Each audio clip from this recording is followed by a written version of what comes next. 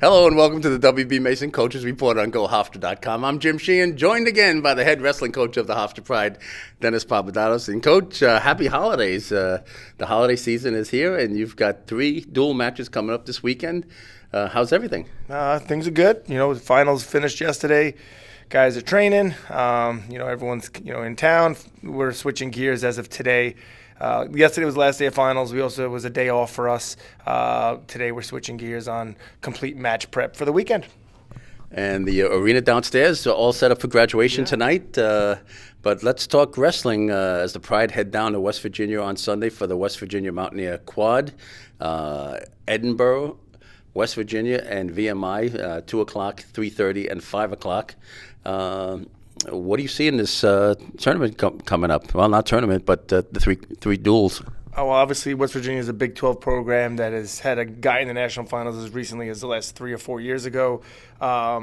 They're struggling a little bit this year, but they've faced very good competition, top 10 teams. They're a very good team. They're a team that qualified 5 or 6 guys for nationals last year. I think most of them are kind of back. So, that's obviously something we circled a while ago, a team that they were excited to compete against.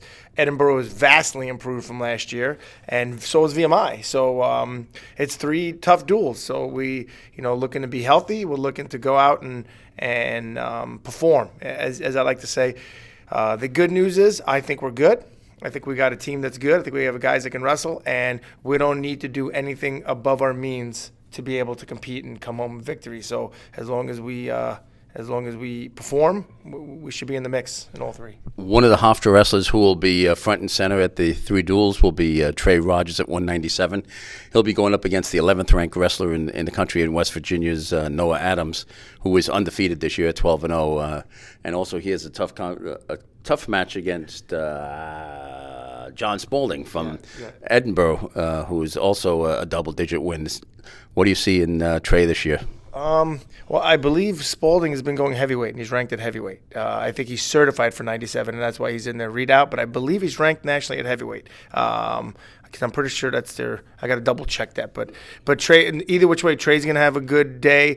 74. Every team has all 3 teams have a good 74-pounder, and we believe we have a good one in Sage. So. There's matchups everywhere. Like I said, even VMI, who's they're on a big upswing right now. But Trey's got an opportunity. We say if you want to be ranked, you want to do great things, you got to beat somebody. You got to do it. So you have another opportunity to do it. And we're always proud of his effort and the time he puts into it. So we're looking for results. You are correct. John Spaulding is a 285.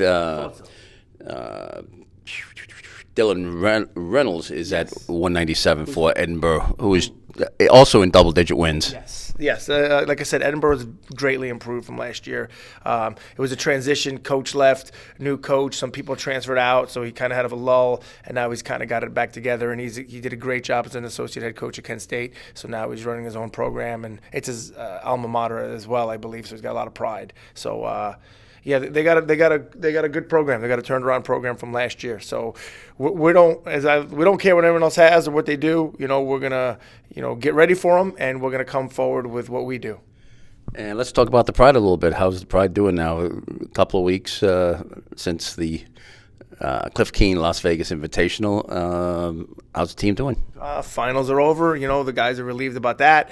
We put a 5 or 6 good training days in, and that time off since Vegas, a couple off days, a couple intermediate days, and now we're down to match prep. So,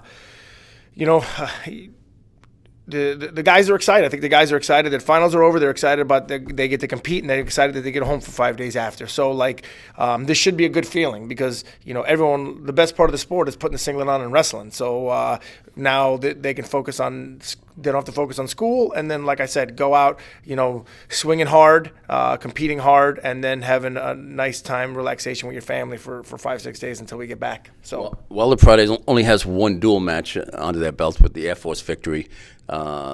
Reese Heller is 14-5. Zach Knighton Ward is 10-7. Very early in the season because there's a lot of duels left.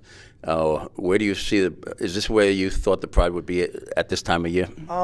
Yes, I thought we would have had a little better Vegas tournament, but besides Vegas, everything's been, according to plan. I knew we were better. I knew we were improved. I think we're pretty good. I would have liked to have had more guys in the Army tournament when we were banged up a little bit. So maybe that was, not exactly what I wanted. But the guys that we brought, we thought performed pretty well. And like I said, Vegas was the only anomaly. So we're hoping to kind of bring the ship back to normal. So yeah. I don't want to say we're never where we want to be, but I definitely think we're going in the right direction, and I definitely think the guys are in good spirits. Okay. Well, good luck. Hofstra against Edinburgh, 5-1 on the season, 2:00 on Sunday, and then Hofstra versus West Virginia at 3:30, and then Hofstra versus VMI to close the day at 5:00. Best of luck at the Mountaineer Quad. I appreciate it. I think those times are TBAs. Like, obviously, if dual meets run a little longer, if dual meets run longer, you got to wait. But that's the general consensus. But yeah, we're excited. Happy holidays to everyone. Happy holidays to you. It's obviously our last show together as you're going into retirement. I don't know what you're going to do. Quote retirement. Yep. I think January 3rd, your last day, so this will be our last thing together. You've been here since I've been part of Hofstra for like 2 centuries, and you were 2 centuries old when I got here. So, it's been a long time.